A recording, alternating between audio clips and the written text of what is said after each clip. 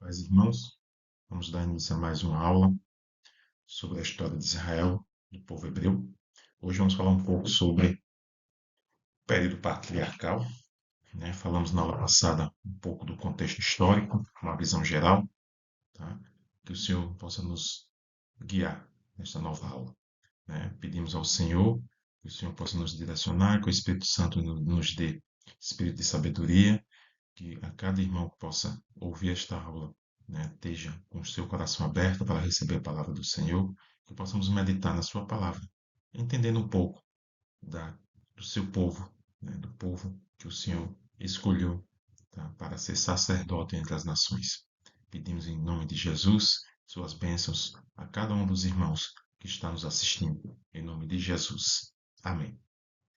Vamos dar início ao período patriarcal, né, da história de Israel. Então, basicamente, os hebreus, eles têm três nomes, né? Eles são chamados de hebreu, que vem da palavra de Abraão, tá? Segundo Gênesis 10, 21. Eles podem ser chamados também de israelita, que veio na mudança do nome de Jacó para Israel, conforme Gênesis 32, 28. E um terceiro judeu, que veio por motivo da tribo de Judá, né? Conforme também está escrito em Mateus e Miqueias 5:2 e Mateus 2:1. Tá? Então, a história dos judeus ela é reconhecida como a primeira religião da humanidade, né? E cronologicamente é a primeira das três grandes religiões, tá? Oriundas de Abraão, né? Junto com o cristianismo e o islamismo, né? O judaísmo acredita em um único Deus, tá? Onipotente, onisciente, que criou o mundo e os homens. Então, esse Deus, né, fez um pacto com os hebreus, né, tornando o seu povo escolhido, né, e prometendo-lhe uma terra. Então, o judaísmo ele possui fortes características étnicas nas quais nação e religião se mesclam. Então, segundo a Bíblia, né, Abraão ele recebe uma revelação de Deus, né, abandona o politeísmo, lembrando que Abraão nessa época vivia em Ur dos Caldeus. Aí vimos na aula passada que era uma região da Mesopotâmia na qual existiam vários deuses, né? Eles cultuavam, né, vários deuses e mudou-se para Canaã após receber essa revelação do único Deus, que hoje é a atual Palestina, em torno de 1800 a.C., né? Então, de Abraão descenderam Isaac, né, e o filho deste, Jacó, né? Jacó um dia luta com o anjo de Deus e tem seu nome mudado então para Israel. Seus 12 filhos, eles dão origem às 12 tribos do povo judeu. Então, em 1700 a.C., os hebreus vão para o Egito, onde eles são escravizados por 400 anos. Liberta-se por volta de 1300 a.C., liderado por Moisés, que é descendente de Abraão, né? Ele recebe as tábuas, né, com os 10 mandamentos no Monte Sinai, né, e por decisão de Deus, eles peregrinam no deserto por 40 anos, aguardando então a indicação da terra prometida, Canaã. Né? Então, o patriarca Abraão, né, é o pai do povo hebreu. Tá? Abraão é considerado o pai da fé, porque o Novo Testamento ensina que todos que têm fé em Jesus são descendentes espirituais de Abraão. Né? Abraão é um pai exaltado, porque ele deixa sua terra, sua parentela no Ur dos Caldeus, para seguir o comando de Deus. Então, Abraão foi o pai de Isaac, com 100 anos. Abraão era quase um nômade, né? Porém, era um homem muito poderoso e rico. Abraão teve encontros pessoais com Deus, que é a teofania, tá? Em forma humana. Deus visitou Abraão, conforme Gênesis 12, 7 e 9. Tá? Abraão recebeu a palavra de Deus em sonhos, foi chamado pelo próprio Deus, tá? Por duas vezes se escondeu que Sara é a sua esposa.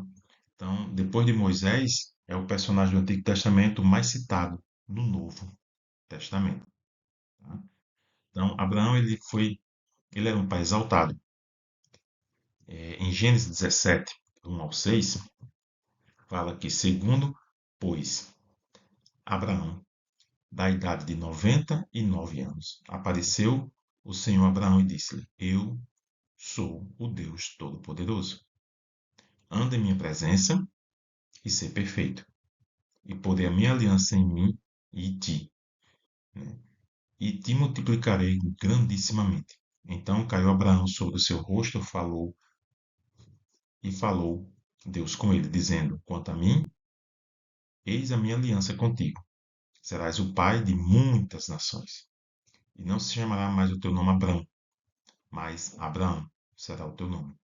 Porque por ti de muitas nações te tenho posto, e te farei frutificar grandissimamente, e te farei nação, e reis sairão de ti. Então Deus prometeu frutificar Abraão e posteriormente, tá? Abraão e Sara, que depois passa a se chamar Sara, era Sarai, passa a se chamar Sara, né? Só que em paciência, Abraão deita-se com H, né? Por não esperar no Senhor.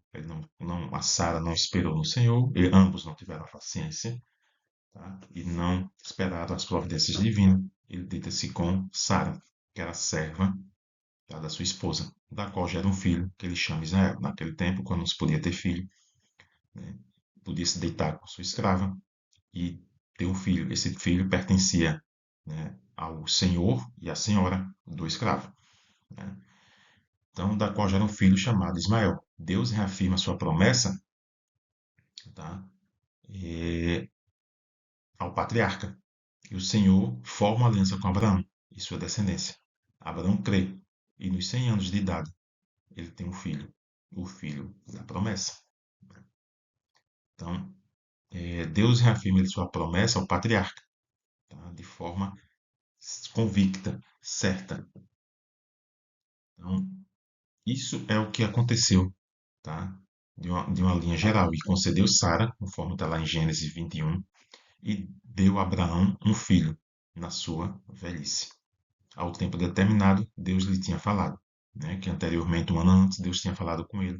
O anjo foi até Abraão, Sara estava escondida atrás da tenda e riu, né, por isso o nome Isaac.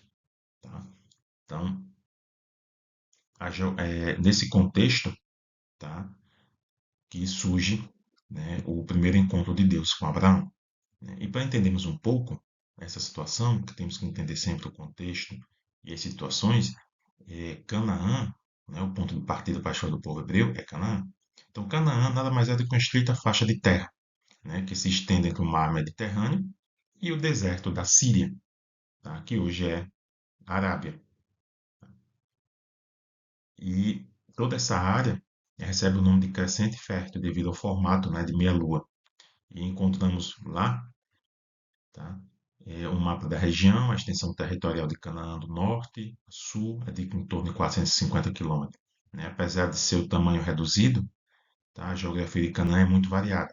Okay? Então, essa é mais ou menos a geografia que nós temos de Canaã. Então, no passado, essa terra ela foi ocupada, tá, e por pelo menos aí 10 cidades-estados, tá, que não chegaram a formar a nação. Antes da ocupação dos povos hebreus, né, do período de Josué, né, dois desses povos merecem atenção, que são os fenícios e os hititas, ou seja, a terra de Canaã já era habitada. Então, os hititas eles habitavam a terra ao redor de Hebrom, e essa nação atingiu seu apogeu na Ásia Menor, que hoje é ali a Turquia. Os fenícios, por outro lado, ocuparam o norte da faixa, né, oriundo do deserto. Seu maior legado é a escrita alfabética. E é importante ressaltar, então, que no período de Abraão, o número de nações que ocupavam o território era outro. Tá? A região sofreu muita influência do Egito, da Mesopotâmia, que eram as potências da época. Então, a chegada dos hebreus, eles transformam o país em uma potência. Tá? Isso vai acontecer posteriormente com Davi, com Salomão. Então, os patriarcas, né, assim chamados, os primeiros, né, eram personagens históricos, tá? Que podia ser comprovado pelo texto. Tá? Existe um texto, não sei se os irmãos todos sabem, mas existem diversas descobertas arqueológicas de textos antigos, né, nas cavernas e relatam, tá, fatos que ocorreram que provam que a Bíblia é verdadeira, além de nós termos a plena convicção que ela foi escrita, né, inspirada pelo Espírito Santo. Então, em seus muitos paralelos desses textos encontrados, né, Percebe-se ali Gênesis 12, 35, por exemplo, e a migração dos amoritas, que ocupavam a Mesopotâmia, a Palestina, né, que criavam condições, tá, para essa situação. Então, nós temos, por exemplo, o termo hebraico que designa, né, patriarca, avot ou abot, né, que em plural significa pai. Né? O primeiro patriarca é Abraão, pai da fé. Tá? Depois temos Isaac e Jacó. Tá? Então, Isaac ele forma a descendência dos hebreus. Né? Abraão é a família dos hebreus. Isaac é a descendência dos hebreus. E Jacó estabelece o povo hebreu. Tá? E no Egito, há a formação dessa nação hebraica, né? Hebreu. Então, Abraão ele recebeu o nome de hebreu por atravessar o Eufrate, né? Sair do Ur dos caldeus até Canaã. Tá? Diferentemente dos outros povos daquela época, muitos dedicavam à agricultura. Abraão era um nômade. Tá? Então, Isaac, assim como Abraão, ele também percorreu, tá, o roteiro das pastagens, como nômade pecuarista, né? E assim também o fez Jacó, que foi um nômade vivendo em tendas. Tá? Então, o fato dos patriarcas preferirem pecuária não significa que eles não tinham outras habilidades. Tá? E o fato, né, eles tinham outras habilidades, né, conheciam a agricultura, né, pois a Bíblia Sagrada, ela nos diz que Abraão ofereceu aos anjos o que o visitassem, né, pães asmos, tá? Então, as tribos hebraicas se distinguiam das outras tribos vizinhas por alguns motivos, né? Os hebreus eram nômades, por exemplo, e pastores, enquanto seus vizinhos eram estabelecidos em cidades e se dedicavam à agricultura. A religião era diferente, né, pois aceitava apenas um único Deus, enquanto os outros aceitavam vários deuses. Okay? Temos Isaac e Jacó, segundo Gênesis 25 até o 36, tem a família de Isaac em Gênesis 25, Isaac em Canaã, depois temos a bênção, tá? As aventuras de Jacó em Gênesis 28, Jacó ele retorna para Canaã em Gênesis 32 e os descendentes de Davi, de Isaac, em Gênesis 33. Tá? Então, a vida de Isaac, por exemplo, é uma vida tranquila, ele desfrutou, ele foi o herdeiro. Tá? Enquanto Jacó teve uma vida bastante atribulada, Isaac teve uma vida de descanso, tá? Porque ele era herdeiro. Tá? Então, ele herdou, tá, tudo aquilo que Abraão tinha deixado. Por sua vez, José era o filho favorito. Né? Em Gênesis 37, José era escravo e governador lá em Gênesis 39, os seus irmãos e a família de José no Egito. Ainda não temos tempo suficiente para falar da história de José, mas eu acredito que os irmãos saibam, né? Se não, volta lá, dá uma lida em Gênesis, você vai perceber a história de José. Então, José ele foi um personagem historicamente possível, tá? E comprovado, pois havia grande quantidade de evidências egípcias que testemunham, né, os costumes contados lá em Gênesis 37, 50. Tá? Então, semitas poderiam ter chegado a altos postos de governo do Egito, incluindo de grão-vizir, tá? Especialmente durante o governo dos invasores, né, Ixo. Tá? Então, é possível sim que, né, José é possível e é certo, né? Possível pela história, pela é, arqueologia. E é plena certeza, né, de que, pela Bíblia, José foi o governador do Egito, porque nós cremos naquilo que está escrito. Né? Então, é, a escravidão dos hebreus no Egito, né, e o êxodo não podiam ser questionados por textos egípcios. Tá? É, testemunho que, por exemplo, Ramsés II, ele utilizou-se de apiros, né, que é hebreus, na construção de fortalezas, né, no delta do rio Nilo, em regime de trabalho forçado.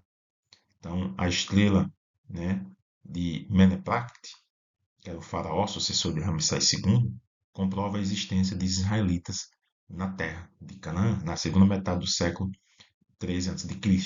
Então, existem provas de que o Egito tinha como trabalhadores em trabalhos forçados, ou seja, em escravidão, o povo israelita, né? O que nos permite fixar, então, a data do êxodo, mais ou menos de acordo com os eruditos, né? Com os estudiosos, que foi por volta de 1250 a.C., né? Por motivo de fome, Jacó desce para o Egito, junto com ele, né? O seu povo, está lá em Atos 7:14. Esse número de pessoas ele aumenta consideravelmente durante a escravidão do Egito, e o povo de Israel, então, aumentou muito. Isso causou medo ao faraó, né? Lembrando que era um faraó que tinha assumido o poder, que não conhecia a história dele, José, nem o que José havia feito. Então, foram séculos, né, de silêncio. Temos a morte de José, ao nascimento de Moisés. O povo saiu do Egito após 430 anos. E um total provável, né, de israelita que deixou o Egito, no mínimo 600 mil pessoas. Alguns estudiosos sugerem 1 milhão. Tá? Então, o que ocorreu foi que, só para os irmãos entenderem, José ele desce, né, para o Egito com as suas famílias, como falamos anteriormente, tá? E assume o poder um faraó que não conhecia a história de José. Tá? Então, o resultado não foi outro a não ser escravidão, que posteriormente foi terminada com a ação do Deus Todo-Poderoso através de Moisés. Né? Então, é, o que ocorre? Ocorre então a emancipação de Israel. Tá? Então, a conquista da Palestina pelas 12 tribos de Israel, sob o comando de Josué, o que acontece? Né? Só para os irmãos entenderem. Né? É, o que aconteceu é que levantou-se um rei antes de Josué. Levantou-se um rei, tá? O faraó, né? Que não conhecia José, está lá em Êxodo 1:8. Então, as circunstâncias eram tais que o rei julgou necessário, então, tornar mais fracos os seus súditos, porque a população israelita crescia de forma muito rápida, né? E eles resolveu então escravizar, ou seja, oprimir. E assim, né, gradualmente, ele reduziu o seu número, né, a quantidade de pessoas. Então, eles foram feitos escravos, né, e utilizados na construção de edifícios, né, em especial dos templos e palácios. Então, os filhos de Israel serviam em condições rigorosas, aos quais serviam em condições, né, rigorosas, né, e aos quais as suas vidas, né, tornaram-se amargas por causa daquelas duras escravidão. E os egípcios, né, faziam servir os filhos de Israel. Está lá em Êxodo 1:13 ao 14. Tá? Mas essa cruel opressão não teve um resultado esperado. Ela tinha como objetivo reduzir o número de pessoas. Pelo contrário, quanto mais os egípcios afligiam ou escravizavam, mais eles se multiplicavam. Tá? Então, lá em 1:12, em Êxodo. Tá? Então, eles resolveram, tá, os egípcios, matar os bebês judeus que nascessem do sexo masculino. Tá? Em Êxodo 1:22.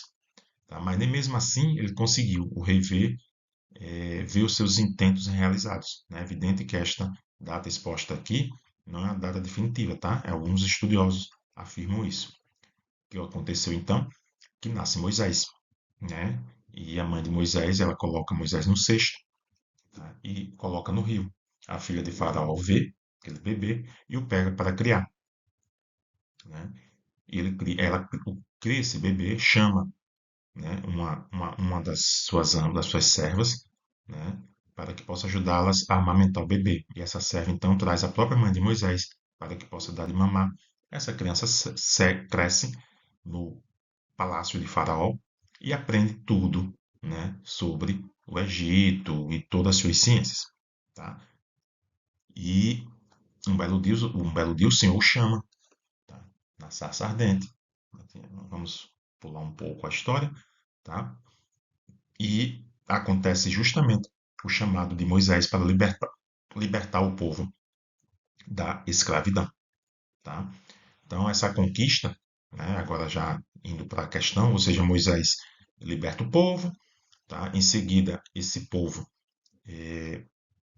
Moisés vem a falecer, assume Josué, e Josué é que fica incumbido então de conquistar a terra prometida. Tá? Então, a conquista da Palestina pelas 12 tribos de Israel, sob o comando de Josué, né, como é narrado no livro que leva o seu nome, tá? E contava com testemunhos arqueológicos respeitável, como a destruição, tá, de importantes cidades na segunda metade do século XIII, embora muitos autores preferissem explicar a entrada na terra de Canaã de outro modo, como pacífico e progressivo. Tá? Então, apesar dos principais reis terem sido categoricamente, né, derrotados, e dentro desse contexto não tinha um período de expressão, né, de contínua paz, restaram muitas áreas não ocupadas na terra. Isso fica claro, né, se você verificar lá em Josué 13, do 1 ao 17. Josué ele foi divinamente comissionado para dividir o território conquistado entre as 9 tribos e meia, tá? Segundo Josué 13, 8, 13 e número 32.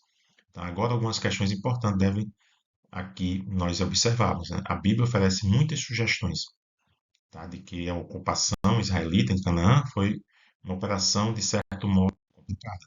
Né? Lembre-se que, na oportunidade, tá? Josué, Moisés envia, né, em determinado momento, os espias, vão verificar a terra, 12, tá? 10 eles voltam, 10 falam sobre os gigantes e a dificuldade de conquistar Canaã. Moisés, Josué e Caleb falam que o Senhor é com eles e que eles derrotariam, né, e conquistariam a terra.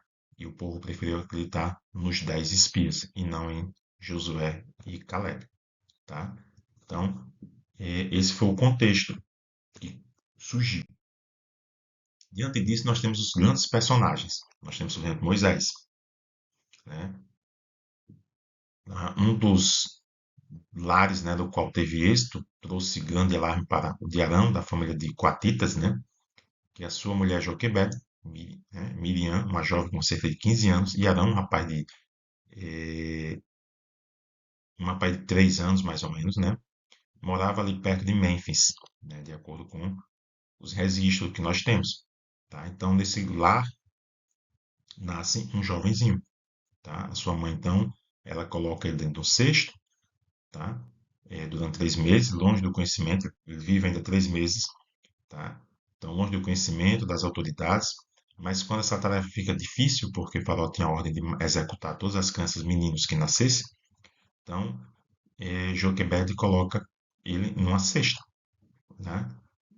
E coloca ele num junco, ali à borda do rio, tá? Onde a princesa ia sempre tomar banho, né? E o seu plano foi bem sucedido. A filha do rei viu o menino e o viu chorar, né? Então, eh, com o tempo, né, tornou-se então instruído em toda a ciência, conforme Atos 7:22. O Egito possui então 2 locais importantes de aprendizado, né, a universidade, digamos assim, né, uma das quais provavelmente, né, é a de Heliópolis, né, ele terminou a sua educação lá. Moisés agora, provavelmente com 20 anos mais ou menos, passou ainda mais 20 antes de se tornar uma figura importante na história bíblica. Tá? Diz a tradição registrada por Joséfo, né, que ele comandou a guerra, né, entre algumas situações ali, tá, que o faraó pedia, ele era um comandante, chegou a ser um comandante de guerra, tá? Isso é segundo Flávio Joséfo, tá? Um grande historiador judeu, ele afirma que, né, o Moisés chegou a ser comandante de guerra, tá? E então, o que acontece? O anjo, tá? O povo está escravizado, Moisés vê uma situação entre 2 pessoas, 2 egípcios, que um matou o outro, né? Desculpa, estão brigando e Moisés intervém e um dos egípcios morre. Tá? Moisés se esconde, né? Quando é no dia seguinte, tem 2 hebreus a discutir, a brigar, Moisés vai tentar interferir e um fala se ele ia fazer como fez com os egípcios, que ele achava que ninguém tinha visto, que iria matar. Então, com medo, né, de algo acontecer, ele foge. Então, depois, né, o anjo do Senhor lhe apareceu, na sarça ardente, né? E comissionou aí o Egito a trazer os filhos de Israel do cativeiro, ou seja, a libertar o povo. Então, primeiro, ele não se mostrou muito disposto a ir, né? Mas depois ele obedeceu à visão, né? A visão celestial, e partiu da terra de Midian, lá em Êxodo 4:18. Então, no caminho, encontrou-se com Arão, que era seu irmão, e com os anciãos de Israel, né? Ele e Arão tinham uma dura tarefa, né? Mas o Senhor estava com ele. E o exército resgatado avançou triunfantemente. O Senhor foi com ele, né? E eles foram até Faraó. E como todos nós sabemos, tá? Eles ali houve a situação das pragas. E no fim, né, o Faraó permitiu que ele saísse com seu povo, né? Ele leva o povo, tá? E em seguida, depois dele, temos a figura de Josué. Josué era da tribo de Num, de Efraim, e sucessor de Moisés, como líder de Israel. Tá? Em Número 13:16 é chamado de Oséias. Nasceu no Egito, tá? E era provavelmente da cidade de Caleb, a quem é frequentemente associado. Participou de todos os acontecimentos relacionados com o Êxodo e ocupou a posição de comandante do exército israelita. Tornou-se ajudante de Moisés, né? Tendo acompanhado parte do caminho quando ele ascendeu, né, ao Monte Sinai a fim de receber as tábuas. Tá? Foi também um dos 12, né, que Moisés enviou para espiar a terra de Canaã, e somente ele e Caleb trouxeram um relatório favorável, né, sob a direção de Moisés, antes da sua morte. Né, investiu Josué de um modo solene e público, com autoridade sobre o povo, né, e como seu sucessor, lá em Deuteronômio 31.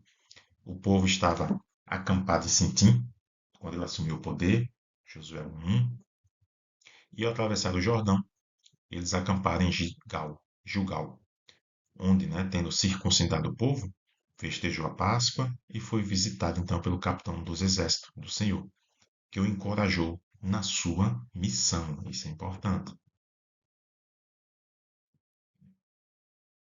Então, o caráter de Josué, né, é bem esboçado, né, por Edersheim, um grande estudioso. Tá? Ele nasceu escravo e tinha cerca de 40 anos quando se deu o êxodo. Muito ligado a Moisés, liderou o exército na sua primeira e decisiva batalha contra Amaleque.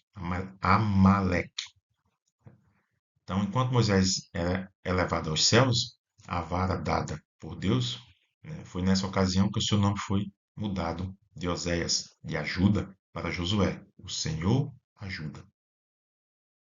Então, temos que entender que esse nome é a chave da sua vida e obra. Desde a ida para Canaã, passando ali pelas guerras e pela distribuição da terra, pelas tribos, incluindo a miraculosa travessia do Jordão e a tomada de Jericó, ele foi a personificação do seu nome. Jeová é ajudador. Então, o seu caráter também correspondeu ao seu nome. Foi marcado pela singeleza de propósito, pela fraqueza e decisão, tá? Tendo um objetivo perante ele. Seguiu com firmeza, né? Em seguida, nós temos o outro personagem, o Caleb, né? Filho de Jefoné, foi um dos que Moisés enviou para espiar a terra, junto com os outros 11, e Josué. Era um dos chefes da tribo de Judá. Ele e Josué, filho de Nun, foram os únicos que trouxeram e encorajaram o povo a tomar a decisão, né? Só eles foram poupados quando se deu a praga, da qual todos os outros morreram.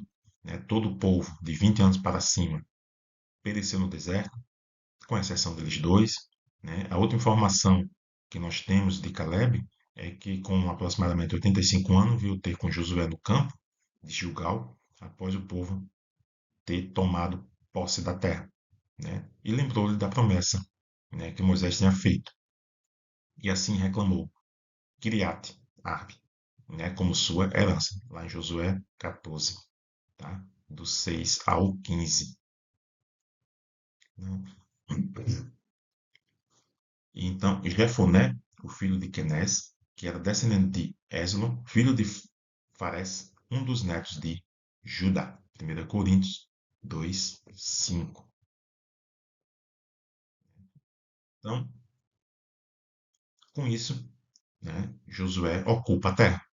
Então, ocorre a ocupação do reino. Então, o campo de Gilgal, após o povo ter tomado posse, né, posse da terra, né, nós lemos algumas questões históricas sobre a ocupação. Tá? Então, o texto da Bíblia ele narra claramente que quando Josué ele assumiu o comando após Moisés, foi-lhe garantido todo o apoio, né, das forças armadas dos Rubenitas, Gaditas e das meia tribo de Manassés, ou seja, o povo apoiou Josué. Então, os eventos registrados, por exemplo, no livro de Juízes, são intimamente relacionados com os vestígios dos dias de Josué. Isso é o contexto maldoso dos cananeus, que não foram desalojados completamente e que ocupavam Israel, né? Ou seja, a posse também não estava 100% completa, né? Porque eles continuavam ali a habitar.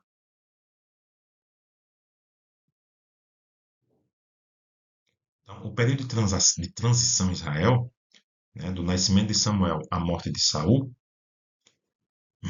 esse período ele abrange, né, um total de 115 anos, primeiro e segundo Samuel. Tá? Então, tem a saída do domínio dos juízes para a época do reino. Né? Nessa época, a religião estava em baixa em Israel. Né? Eli e Samuel eram líderes. Elias, sacerdote e juiz.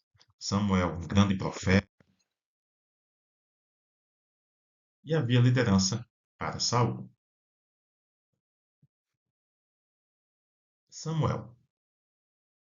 Samuel, por volta de 1079 a 1050 a.C., né? São circunstâncias relacionadas com seu nascimento. Eles estão registrados em primeiro Samuel. Tá? Era um tempo de grande e crescente degeneração. Tá? Os filisteus, que nos últimos anos tinham aumentado o poder e número, tá? Eram praticamente donos do país, tá? Né? eh, mantinham o povo sob sujeição. Tá? Nessa altura, Deus, né, começou a transmitir as suas mensagens, tá? À pequena criança. Então, uma voz misteriosa lhe chamou à noite, né, chamando pelo seu nome. Né? E ensinado por Eli, ele respondeu: Fala, Senhor, porque o teu servo ouve. Né? Então a mensagem de Deus era de angústia, né? E ruína para Eli e para os filhos dele. Tá? Então o Senhor passou a revelar-se a Samuel, tá? De diferentes maneiras, né? A sua fama, a influência aumentada por todo o país. Tá? Então, pois ele fora divinamente chamado para ser profeta. Né? Então ele começou um novo período da história do reino de Deus. Né? O jugo filisteu era pesado e o povo, lamentando-se por causa da opressão, largamente implantada, revoltou-se e saiu ao encontro a pelejar, né, contra os filisteus.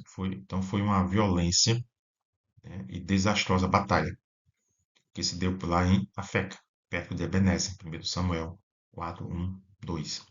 Então, os israelitas foram derrotados, tendo morrido em torno de 4 mil no campo. Né? Então, os chefes do povo, né, pensaram em emendar aquela grande desastre, levando com eles a arca do concerto, como símbolo da presença de Jeová. Né? Então, sem consultar a Samuel, eles foram buscá-la a Siló e trouxeram para o campo perto de Afeca. Né? E ao avistar a arca, o povo jubilou, né, com um grande júbilo, até que a terra estremeceu. Então deu-se outra batalha novamente, os filisteus derrotaram os israelitas. Tá? Então o tabernáculo, com tudo que ele continha, né, foi a conselho de Samuel agora, né, com cerca de 20 anos, transportado de Siló para um lugar seguro, sendo finalmente então levado para Nob, onde permaneceu durante vários anos. Está lá em 1 Samuel 21. Então a vitória sobre os filisteus ela só foi seguida de um longo período de paz em Israel. Então, durante o qual Samuel ele exerceu as funções de juiz, indo de ano em ano, desde Ramá até Betel e Gilgal, tá? E regressando a Ramá por Mixap, né? Estabeleceu serviços regulares em Siló, né? Onde construiu um altar, e em Ramá. Tá? Ele juntou à sua volta um grupo de jovens, criando uma escola de profeta. Tá? Então, a escola de profeta, desse modo, né, que foi estabelecida por Samuel, foi instalada também em Gibeá, em Betel, em Jugá e Jericó.